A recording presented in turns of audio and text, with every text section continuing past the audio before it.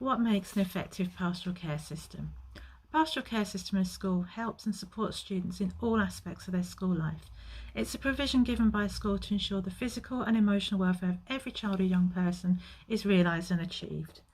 Pastoral care provides advice, information and guidance, not just to students, but also the wider school community, teachers, support staff, governors and parents or carers.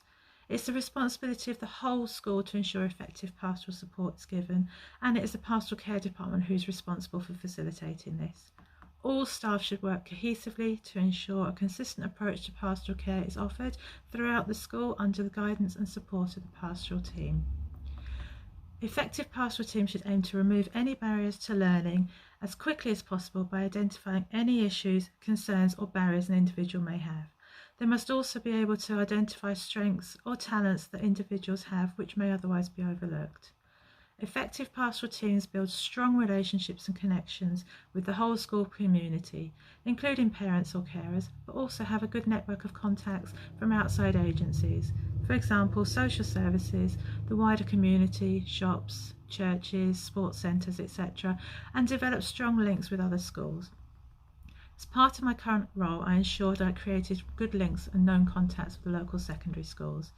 This means that I now have an incredibly good relationship with these schools, which is a distinct advantage during the Year 6 to 7 transition. I know my pupils that are going to the individual schools well, and I can give the schools the heads up on anything they may need to know that the class teacher may not think relevant. For example, I've advised a school where a parent has mental health issues which could result in a breakdown of relationship between the school and the parent or the family as a whole, if not approached in a certain way, or at least to advise them to avoid a particular approach which has failed in the past. Key members of the pastoral team should be able to demonstrate empathy and understanding of the development and needs of young people. This should include both academic and personal development or needs.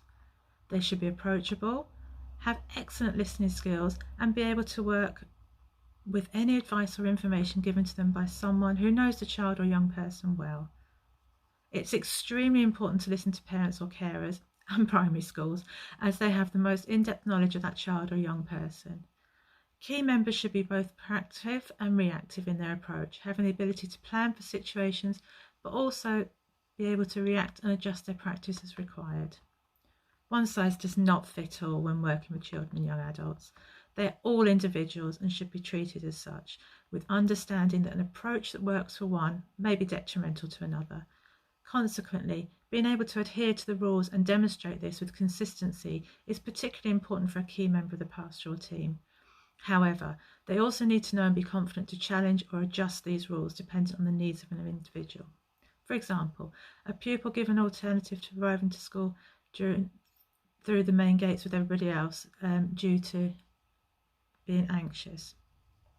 If it will ensure that this pupil will attend school regularly and engage in their learning, then a slight rule change is more beneficial than adhering to it strictly. Pastoral care should also celebrate the successes of pupils as much as working to overcome their barriers.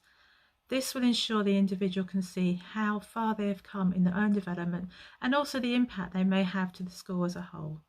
Not everybody can be a star footballer, winning the cup for the school, but everybody makes accomplishments which are just as valuable in their own way.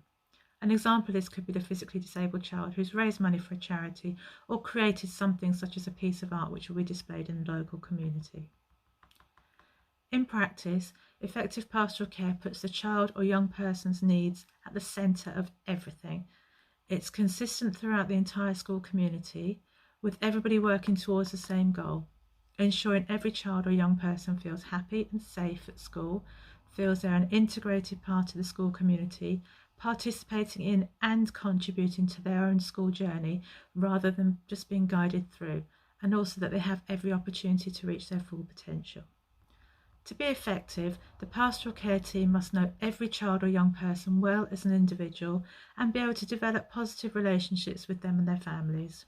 They should respond quickly and effectively when situations arise, ensuring the best possible outcome for the child or young person is achieved.